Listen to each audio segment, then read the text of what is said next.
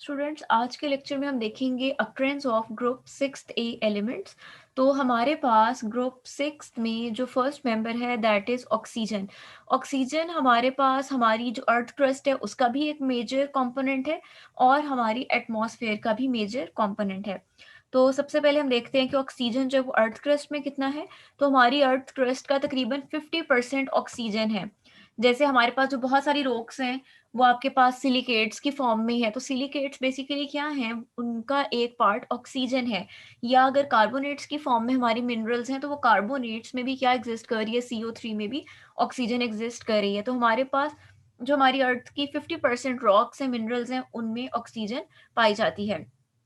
उनका जो है वो 50% जो मेकअप है अर्थ क्रस्ट का दैट इज फ्रॉम ऑक्सीजन। इसी तरह अगर आप एटमॉस्फेयर की बात करें तो हमारे पास अगर हम एयर के वेट के हिसाब से बात करें तो तकरीबन 1/4 जो है उसके अंदर एग्जिस्ट करती है, फ्री ऑक्सीजन एग्जिस्ट करती है। और बाकी किस फॉर्म में है, जो हमारे पास हवा के अंदर पानी के मॉलिक्यूल्स हैं उनके अंदर भी H2O भी किससे मिलकर बना है, ऑक्सीजन से मिलकर बना है। तो हम कह सकते हैं कि फ्री स्टेट में ऑक्सीजन जो है वो 1/4 है और 89% जो है वो किस शक्ल में है, कंबाइंड फॉर्म। कंबाइंड फॉर्म से मुराद यहाँ पर क्या है, इन द फॉर्म ऑफ वाटर। उसके बाद आपके पास आ जाता है कैल्शियम कार्बोनेट। कैल्शियम कार्बोनेट जो कि आपके पास चौक, लाइमस्टोन, मार्बल वगैरह की शक्ल में होता है, उनमें तकरीबन 48% ऑक्सीजन पाई जाती है। और इसके अलावा अगर आप देखें सिलिका, जो आपके पास SiO2 है, जिसको आप रेत भी कहते हैं, लेकिन सिलिका हमारे पास डिफरेंट फॉर्म्स में एग्जिस्ट करता है। जैसे हमारे पास क्वार्ट्ज है, या आपने पीछे पढ़ा भी था, फ्लिंट है। ये सारे के सारे जो सिलिका के डिफरेंट टाइप्स हैं ये अपनी अपीयरेंस और प्रॉपर्टीज में वेरी करती हैं, लेकिन इनका ओवरऑल इनके अंदर क्या एग्जिस्ट कर रहा है, सिलिकॉन और ऑक्सीजन एग्जिस्ट कर रही है। तो इनमें जो है हमारे पास ऑक्सीजन की परसेंटेज कितनी होती है, 53% होती है। इट मीन्स कि ऑक्सीजन जो है वो आपके पास एक वाइडली डिस्ट्रीब्यूटेड एलिमेंट है जो हमें बहुत सारे कंपाउंड्स की शक्ल में नजर आता है। नेक्स्ट हम देखते हैं कि सल्फर हमारे पास कहाँ कहाँ किस तरह से एग्जिस्ट करता है। सल्फर जो है ये भी आपके पास पाया जाता है both as free and in combined forms, लेकिन ये ज्यादातर आपको जो है वो कंबाइंड फॉर्म से मिलता है। इसकी ओर्स कौन कौन सी, इनको अंडरलाइन कर लीजिए। आप अक्सर शॉर्ट क्वेश्चन में पूछ लिया जाता है कि write down the names of the sulphur ores, या फिर ऑब्जेक्टिव में आपसे पूछ लिया जाता है कि किसकी ओर है। तो हमारे पास ज्यादातर एग्जिस्ट करती है, इसकी ओर्स जो होती है वो सल्फाइड्स की शक्ल में होती हैं। फर्स्ट हमारे पास आ जाती है galena, which is lead sulphide. Next है जिंक ब्लेंड, जिंक ब्लेंड होता है जिंक सल्फाइड। सिनाबार यानी मर्क्यूरिक सल्फाइड। उसके बाद stibnite, Sb2S3। Copper pyrite, Cu2S, Fe2S3। उसके बाद आयरन पायराइट, FeS2। यानी इन सब में ये बेसिकली क्या है, ये आपके पास इनके सल्फाइड्स हैं। Some important sulphates are also found in nature, sulphates की शक्ल में भी एग्जिस्ट कर सकती है। सल्फेट कौन सा आपके पास हो सकता है, जिप्सम, कैल्शियम सल्फेट हो सकता है, या फिर बेरियम सल्फेट जिसका दूसरा नाम क्या है, हेवी स्पार। ये आपको बताया गया है यहाँ पर सल्फर की अक्रेंस के बारे में। इसके अलावा सल्फर हमारे पास किस फॉर्म में एग्जिस्ट करती है, सल्फर हमारे पास ऑर्गेनिक कंपाउंड्स की फॉर्म में जानवरों और पौधों में भी पाई जाती है। जैसे आपके पास अनियन, गार्लिक, मस्टर्ड हेयर, ये वो तमाम चीजें जिनका ताल्लुक लिविंग ऑर्गेनिज्म से है, तो इनके अंदर भी पाई जाती है। हमारे बहुत सारे ऐसे अमाइनो एसिड्स हैं जिनके अंदर एक कंपोनेंट सल्फर होता है। इसके अलावा ये कोल और पेट्रोलियम में भी कुछ अमाउंट इसकी एग्जिस्ट करती है। अब चूंकि इस ग्रुप के दोनों ही इंपॉर्टेंट मेंबर हैं ऑक्सीजन और सल्फर, तो इनकी कुछ जो है प्रॉपर्टीज वो सिमिलर है और कुछ एस्पेक्ट से एक दूसरे से डिफर करते हैं। तो हम दोनों चीजों को बारी बारी देखते हैं। सबसे पहले तो हम देखते हैं इसकी सिमिलैरिटी। सिमिलैरिटी हमारे पास क्या है कि ऑक्सीजन और सल्फर दोनों की जो आउटर इलेक्ट्रॉनिक कन्फिगरेशन है वो सेम है। आपने अपने पिछले लेक्चर में भी देखा था। पहली बात तो ये कि दोनों का ताल्लुक चूंकि 6 ग्रुप से है, तो दोनों के वैलेंस शेल में जो इलेक्ट्रॉन्स है वो कितने होंगे, 6 होंगे। फर्क इस चीज का होगा, सिर्फ इस n नंबर का फर्क होगा। ऑक्सीजन के केस में ये n नंबर 2 होगा, सल्फर के केस में ये n नंबर 3 होगा। लेकिन आपकी जो ओवरऑल कन्फिगरेशन है, this one, s orbital, valence shell के s ऑर्बिटल में 2 और p में 4 इलेक्ट्रॉन है, वो दोनों में सेम है। Both oxygen and sulphur are usually divalent, although कि आपके पास sulphur different oxidation state show करता है, लेकिन +2 ऑक्सीडेशन स्टेट या -2 ऑक्सीडेशन स्टेट जो है ये दोनों की क्या है, कॉमन है। बल्कि सल्फर +2 शो करता है, ऑक्सीजन और सल्फर में जो कॉमन है दैट इज -2, ये दोनों शो करेंगे। उसके बाद आपके पास आ जाता है ऑक्सीजन और सल्फर दोनों की एबिलिटी है कि वो एलोट्रॉपिक फॉर्म शो करते हैं। सल्फर और ऑक्सीजन दोनों में एबिलिटी है कि वो पॉली एटॉमिक मॉलिक्यूल्स बना सकें, जैसे ऑक्सीजन डाइएटॉमिक फॉर्म O2 की फॉर्म में एग्जिस्ट करती है, इसके अलावा ये O3 की फॉर्म में एग्जिस्ट कर सकती है। इसी तरह से सल्फर जो है वो S2 S8 की फॉर्म में एग्जिस्ट कर सकती है। इसका मतलब है दोनों की एबिलिटी है कि एक से ज्यादा एटम्स जो हैं वो मॉलिक्यूल में एग्जिस्ट कर सकते हैं। फिफ्थ हमारे पास आ जाता है both combine with metals in the form of oxides and sulphides with oxidation state -2। दोनों के अंदर एबिलिटी है कि जब वो मेटल्स के साथ कंबाइन होते हैं, फॉर एग्जांपल हम जिंक की एग्जांपल ले लेते हैं इसके लिए। अगर आपके पास जिंक है, अगर ये ऑक्सीजन के साथ कंबाइन होता है तो ये किस फॉर्म में हो रहा है, जिंक ऑक्साइड की फॉर्म में हो रहा है, और यहाँ पर इसकी ऑक्सीडेशन स्टेट क्या है, -2, और इसकी क्या होगी, +2। इसी तरह से आपके पास अगर आप बात कर लें जिंक का बॉन्ड सल्फर के साथ, तो ये क्या कहलाएगा, जिंक सल्फाइड कहलाएगा। तो यहाँ पे आप देख सकते हो कि दोनों का ऑक्सीजन और सल्फर का बिहेवियर क्या था, सेम था when they combine with metals. Six आ जाता है both combine with non metals and form covalent compounds.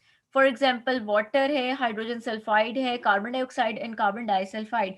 Covalent compounds के अगर नॉन मेटल के साथ कंबाइन होंगे तो ये क्या करेंगे, शेयरिंग ऑफ इलेक्ट्रॉन करेंगे, और हमारे पास जो है वो इनके कोवेलेंट कंपाउंड्स बनेंगे।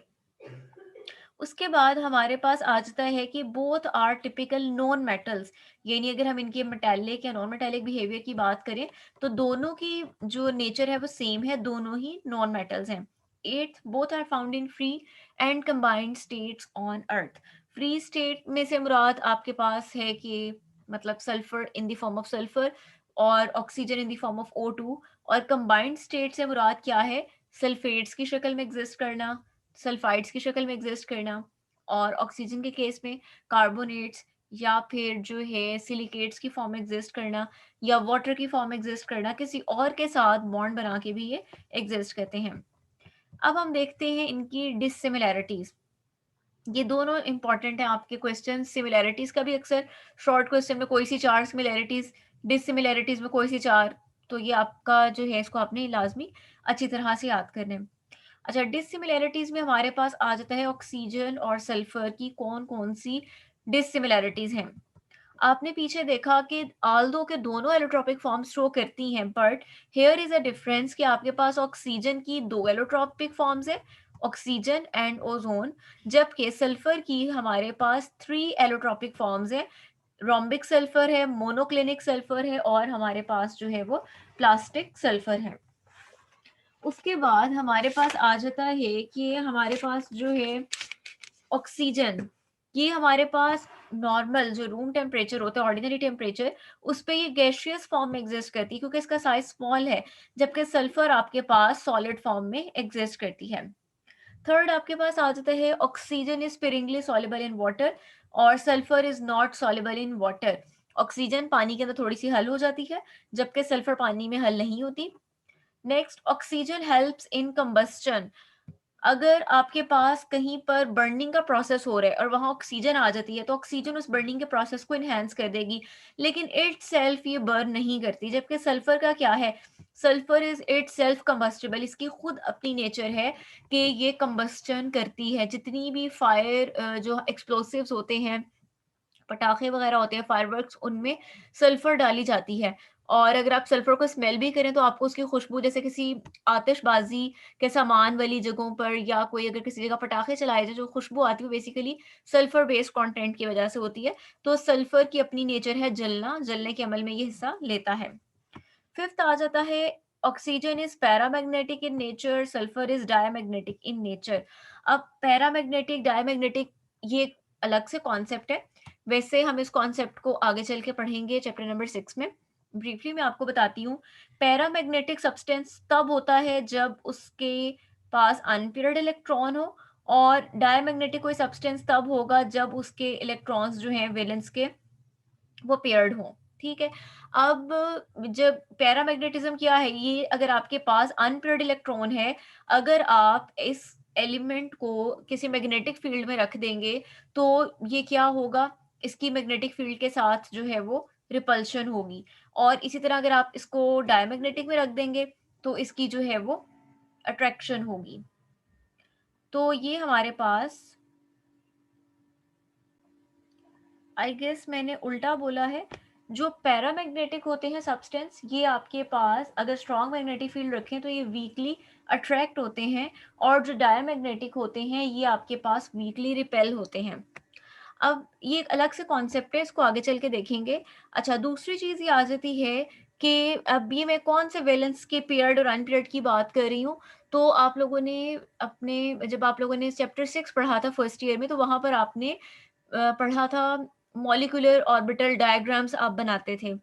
उस मॉलिक्यूलर ऑर्बिटल डायग्राम में हम देखते हैं कि जब ऑक्सीजन का मॉलिक्यूल बन रहा है, तो क्या इस ऑक्सीजन के मॉलिक्यूल के जब आपने मॉलिक्यूलर ऑर्बिटल्स फिल किए, वहाँ पर इलेक्ट्रॉन्स वैलेंस में पेयर्ड, अनपेयर्ड हैं कि नहीं, ये उसकी बात हो रही है, ठीक है?